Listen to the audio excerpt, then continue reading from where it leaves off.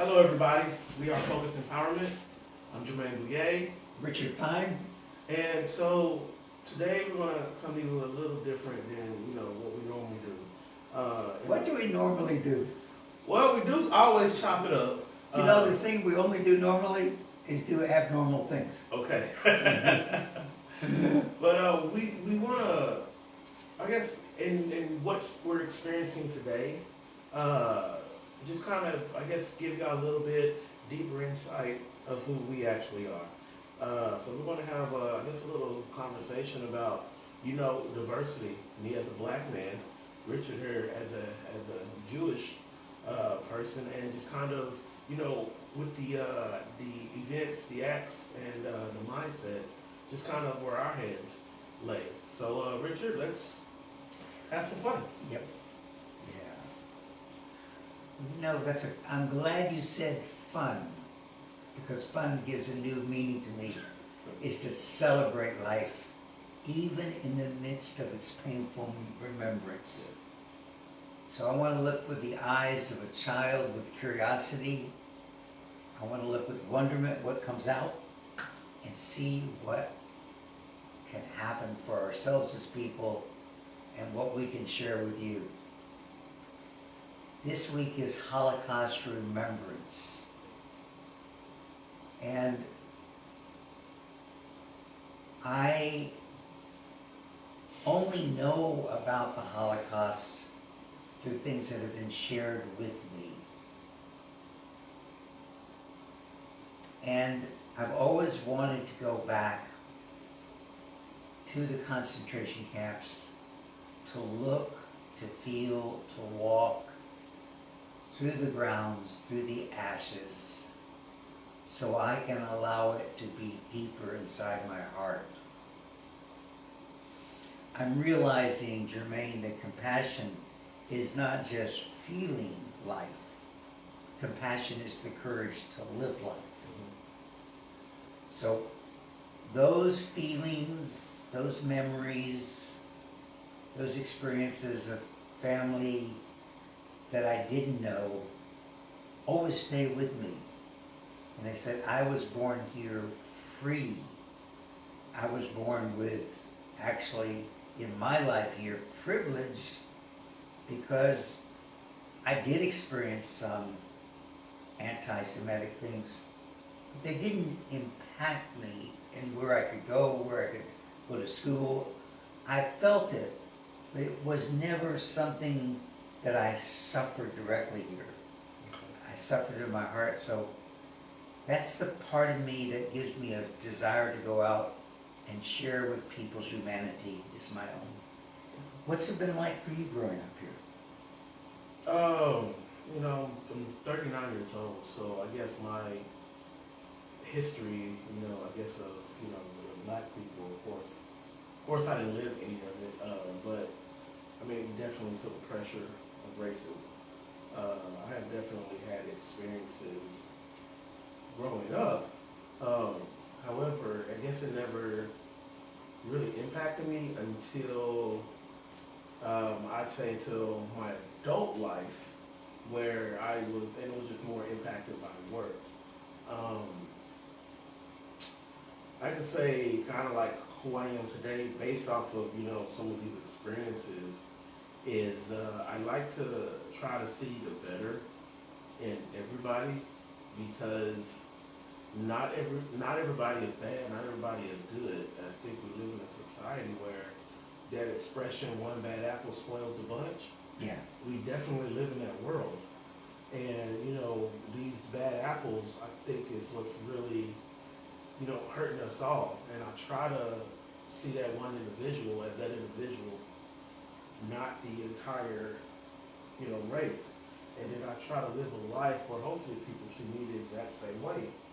See me for who I am. Don't see me for the person that just did something evil that's the same skin color as me. You know something that I want to share with you? Mm-hmm. This moment right now, I'm so aware that you are an African American. I am so aware of your skin color. I'm so aware of my color, and I'm so aware of your heart and my heart. Now let me tell you why I'm glad to say that to you. One is that I trust you. And I trust myself with you. But for so long, I've denied we're different. I was colorblind. And the reason, I believe, is I grew up with my father, who was the first doctor to treat people of color in Dallas, and had the first African American nurse. So I always said, I grew up and no one's different, no one's different. He treated everybody, and I finally have come to accept we are different.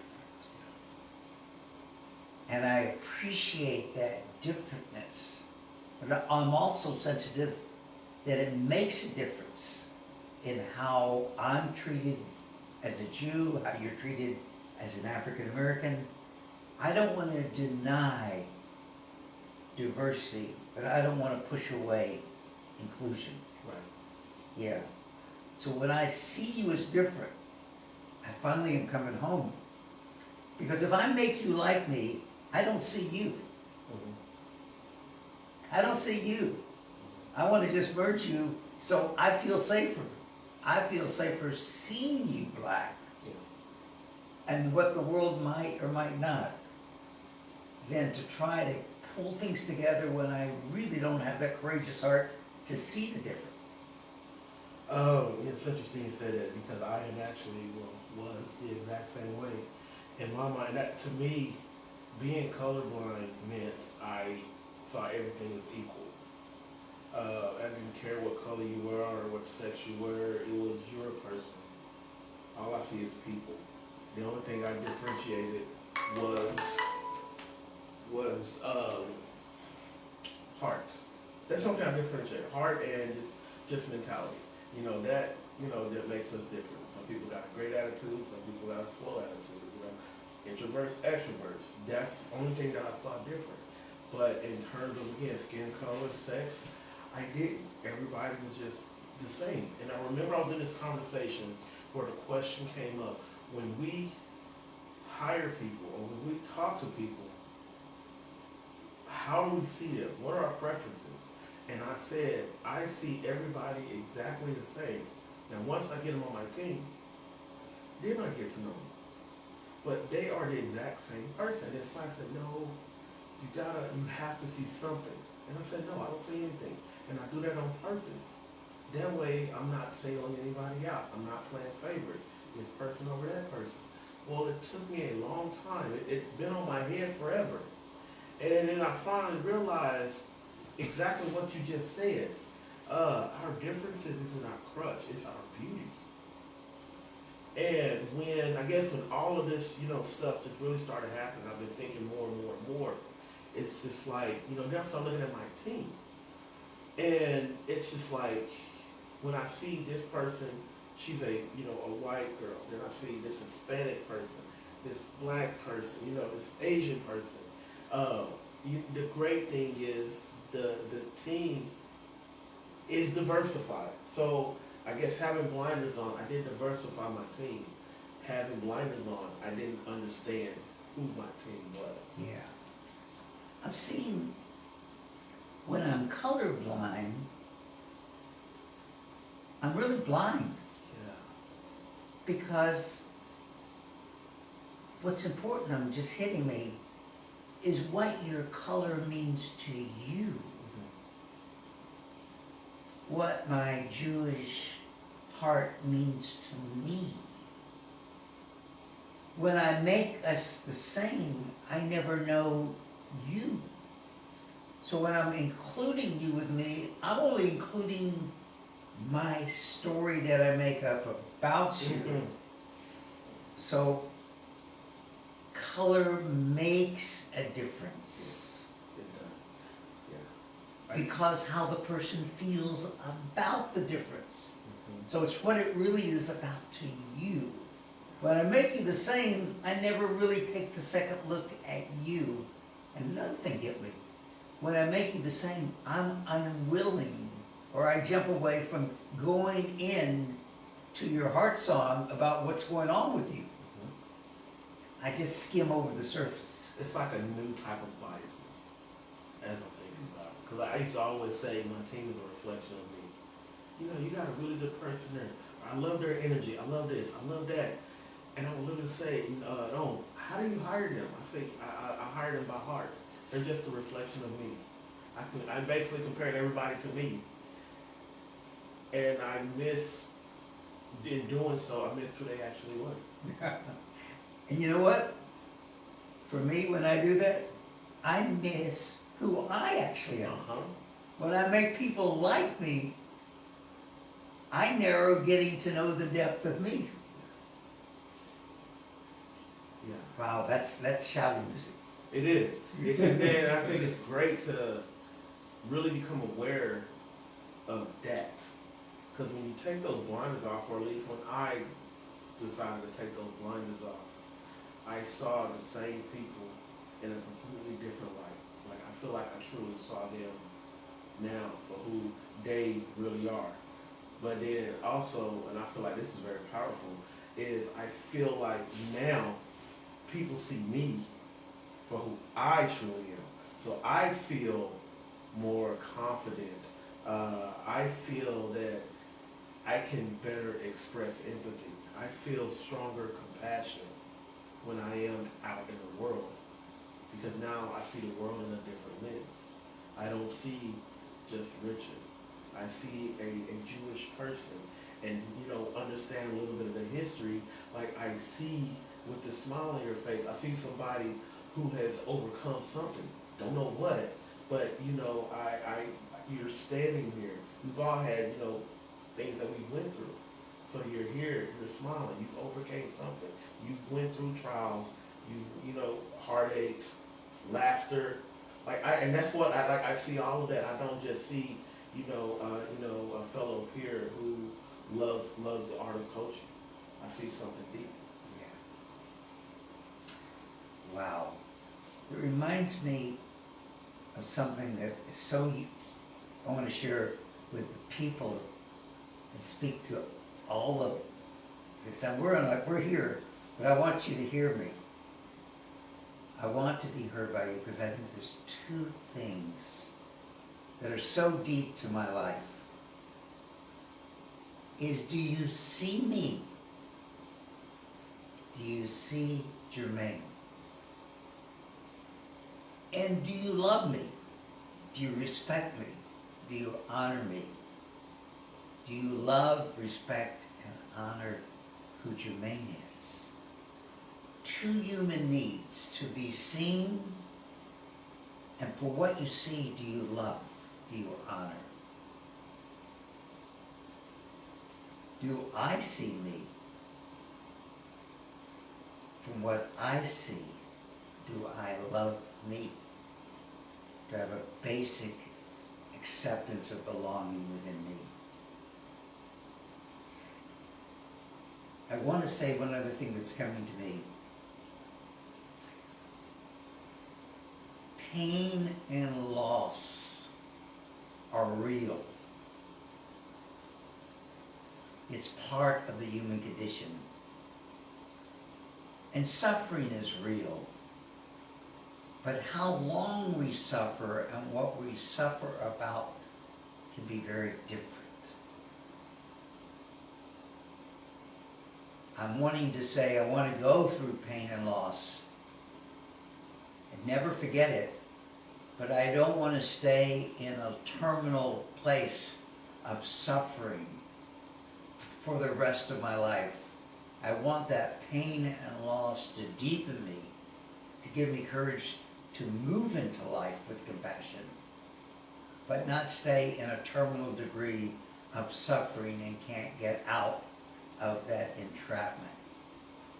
So don't get me wrong, suffering wakes us up, but it also can be a spacesuit that covers me up if I'm not willing to let it go and do something to grow. And in order to grow, we have to, Michael Jackson said it before, look at that man in the mirror. Look at that woman in the mirror.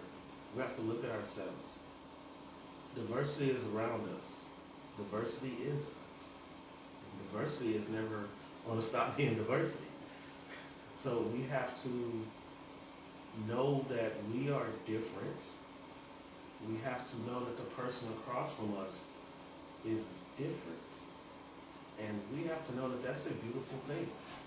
That's what makes America America, is everyone's differences. Being different has allowed us to build highways, build buildings, have different type of businesses, from fast food to clothing to, automobiles. Different just has to be. But we need to look within ourselves first, right here, and understand ourselves, understand our mindset. I think the word bias, I didn't really believe, at least for myself, biasness. I've taken several different tests, and it's actually interesting. I encourage you, take a couple of bias tests. It is really, really interesting because it hits things on the nutty. You don't really understand your stuff until you actually can answer some of these questions. But it exists. It exists in all of us. And sometimes it can be so powerful, it alters our mindset and we don't even know it. I've heard a thing that we live in a trance of unworthiness. And it hit me what a trance is. We go along and we're not awake to ourselves. We live from feeling I'm not enough, I don't belong. If something goes wrong, it's not a situation, it's something wrong with me. I look at life from a trance of unworthiness, and it's something that I've swallowed and believed and go along and just live like a habit. And I'm beginning to wake up and beginning to go deeper and come home to some of those things that I swallowed, where I took a wound and I started to define myself by my suffering. Like, I left my parents and never formed a deep connection that I wished for. So the rest of my life I defined, wow, I just came from something that never grew. I took a step deeper and said, no, that's my memory. That's my self-story. But when I go deeper, I could see my father as a little boy. I could see my mother growing up in an orphanage. I could see things that I never connected to them about. So I'm awakening. You know, I can, for me, I can see the disconnect, you know, in my family. As I was growing up, my mom, single mom, raising 2 kids. She worked 2 jobs. She was rarely at home. You know, she did her best to try to keep smiles on our face, play with us, entertain us and whatnot. But there was a disconnect, and it wasn't negative. She just had to take care of business. And then I found myself growing up doing the same thing, being disconnected, you know, from my family, from my teenagers, you know. I want this, I want that. Okay, let me make sure I can provide. I'm going to provide for you, but even though we live under the same roof, there's still a distance. So it's almost like, what's the difference between me being there and me being not there? Because there was a distance. So now, as I've actually, again, you know, with all of this, there's been a lot of self-reflections and just, you know, where can we start to make a change? And it's within ourselves. And so as I started doing that, you know, with my babies, I'm like, you know what? This is a chance for me to reset and kind of start over especially within my own home, to do things differently. I'm not gonna say do things right or do things better. I'm gonna say do things differently. Ah, I got you. I got you. I think I got you. Just that this, you're looking at these beautiful little children with new eyes, and what I'm getting is I'm going to include myself differently Yes. in this present moment. I'm not going to see myself as a vehicle to be a provider and a worker and come home and get to know you later. Right. I'm waking up now, in this moment, the preciousness of me as a father to you, and Yes. my wife as their mother, and us together in a new way. Am I catching that? All the way. You are 100% spot on. Yeah.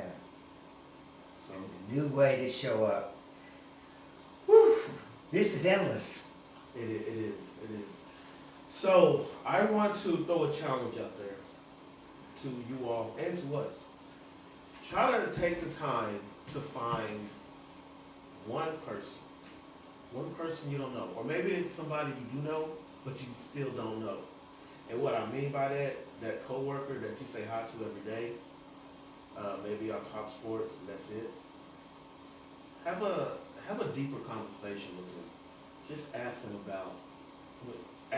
how are they, but actually give yourself the time to hear how they are. Vice versa. Have a sit down with somebody and just have a conversation.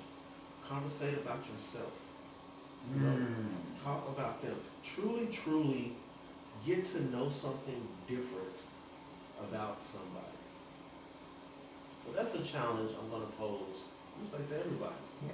Learn something new about somebody that you didn't know before. Let me invite this with that and get back to us, because we're selfish. Meaning that we would like to get what you learn different. Because what you share inspires me. We're all connected in different ways. So please share a thought, a reflection in Jermaine's challenge of something you learned differently as you looked at the world with a new set of eyes and opened up your heart. Yes, sir. So please stop by our website, www.focus-empowerment.com. See some of the workshops that we have to offer. Definitely connect with us better there. And we will see you guys later.